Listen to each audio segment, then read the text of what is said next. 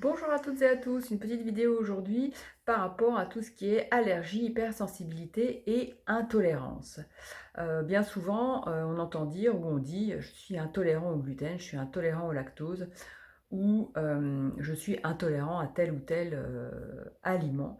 Et en fait, parfois on n'est pas forcément dans l'intolérance, mais on va être dans l'hypersensibilité ou dans l'allergie.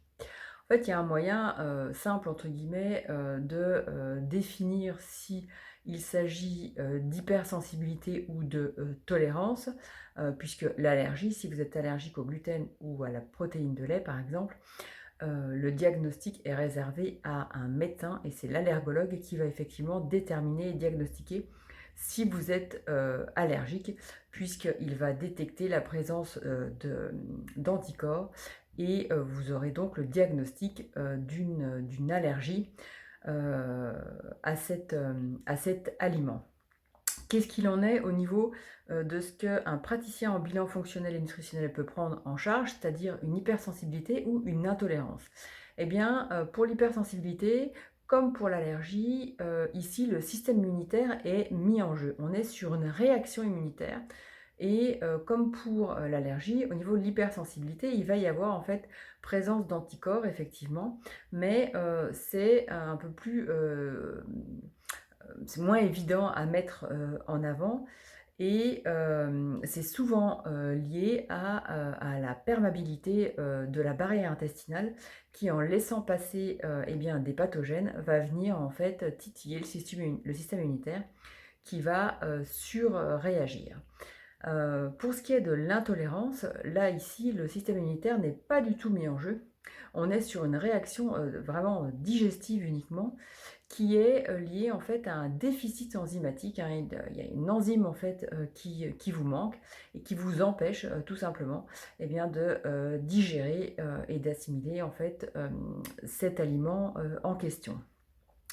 Qu'est-ce que peut prendre en charge du coup le praticien en biologie fonctionnelle et nutritionnelle? Eh bien l'hypersensibilité et l'intolérance, puisque l'hypersensibilité, en prenant en charge, le leaky gut syndrome, c'est-à-dire la perméabilité de l'intestin, en travaillant, dessus, on va pouvoir en fait restaurer cette barrière intestinale qui va, justement permettre, de rééquilibrer et de rétablir en fait une fonction normale de l'intestin, hein, qui a une fonction, au niveau effectivement du système immunitaire de défense, mais aussi, de, tolérance et une fois que la barrière, en fait, reste bien perméable, eh bien, ce qui ne doit pas passer ne peut plus passer cette barrière et ne se retrouve plus, circulant dans le sang. Au niveau de l'intolérance, on est donc sur un déficit, enzymatique et là, effectivement, la prise en charge, une fois, mise, en avant, être, heu, peut être donnée, par le biais, eh bien, d'une complémentation, en enzymes qui va vous permettre, eh bien, de mieux, digérer, ces aliments qui posent, problème. Voilà, c'était un petit éclaircissement sur, est-ce que je suis intolérant, hypersensible, ou allergique? Si je suis allergique, généralement je le sais et c'est diagnostiqué par le médical. Par contre, pour l'hypersensibilité et l'intolérance, la différence effectivement, se fait aussi au niveau des symptômes, hein, physiques. Par exemple, quand je fais de l'eczéma, on est sur une réaction où il y a le système immunitaire est mis en avant.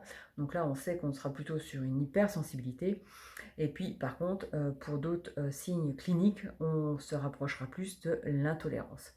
Mais tout ça, bien sûr, vous l'aurez compris, comme à chaque fois, c'est lors du bilan d'investigation que l'on va pouvoir en fait, détecter, tout cela et puis grâce à notre jeu de pistes, eh bien aller sur, être orienté en fait, hein, sur les différents dysfonctionnements et surtout avec un objectif de prendre en charge au mieux et de façon la plus ciblée en fait, votre, ou vos dysfonctionnements. Voilà, je vous souhaite une bonne fin de journée et je vous dis à tout bientôt.